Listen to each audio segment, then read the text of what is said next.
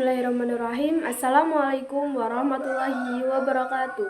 Perkenalkan, saya Cika Putri Wulansari dari kelas 11 AK1 akan sedikit menjelaskan materi mengenai gerakan APRA. APRA adalah milisi dan tentara swasta pro-Belanda yang didirikan pada masa Revolusi Nasional Indonesia.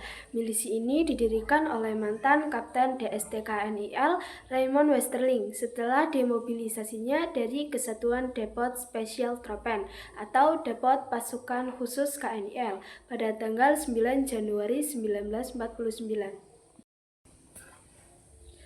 Terjadinya perang APRA ini didasari dengan adanya hasil keputusan dari Konferensi Meja Bundar pada Agustus 1949. Hasil dari KBM yaitu 1. Kerajaan Belanda akan menarik pasukan KL dari Indonesia. Yang kedua, tentara KNIL akan dibubarkan dan akan dimasukkan ke dalam kesatuan-kesatuan TNI. Keputusan ini lantas membuat para tentara KNIL merasa khawatir akan mendapatkan hukuman serta dikucilkan dalam kesatuan. Dari kejadian tersebut, kemudian Komandan dari Kesatuan Khusus Special Troepen, Kapten Westerling ditugaskan untuk mengumpulkan para desertir dan anggota KNIL yang sudah dibubarkan. Sebanyak 8.000 pasukan berhasil terkumpul. Selanjutnya, target utama dari operasinya adalah Jakarta dan Bandung.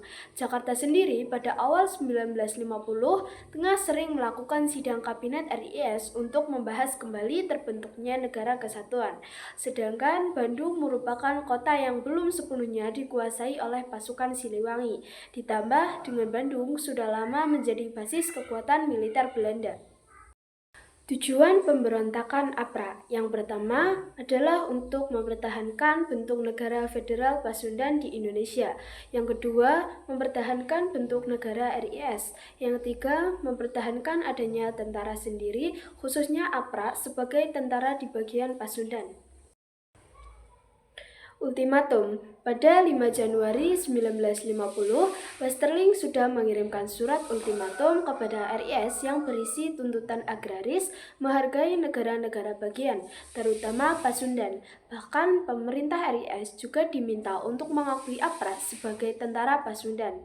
Surat ultimatum ini tidak hanya merasakan diri saja, tetapi juga beberapa pihak Belanda. Guna mencegah tindakan Westerling, Muhammad Hatta mengeluarkan perintah untuk melakukan penangkapan terhadap Westerling. Jenderal Verden pun bersama Menteri Pertahanan Belanda yang merasa resah dengan ultimatum ini kemudian menyusun rencana untuk mengevakuasi pasukan RST tersebut. Kudeta APRA. Tidak senang dengan pertumbuhan pengaruh pemerintahan Soekarno, Westerling bersekongkol dengan Sultan Pontianak, Sultan Hamid II yang berhaluan federalis untuk meluncurkan berita pada bulan Januari 1950. Pada tanggal 23 Januari 1950, APRA meluncurkan kudeta menentang perintah Republik Indonesia. Walaupun milisi ini berhasil untuk sementara menduduki Bandung, mereka gagal untuk menduduki Jakarta dan Gelora. Mereka telah merencanakan untuk menggulingkan kabinet RIS dan membunuh beberapa tokoh Republik terkemuka termasuk Menteri Pertahanan Sultan Hamengkubuwono IX dan Sekretaris Jenderal Ali Budiarjo.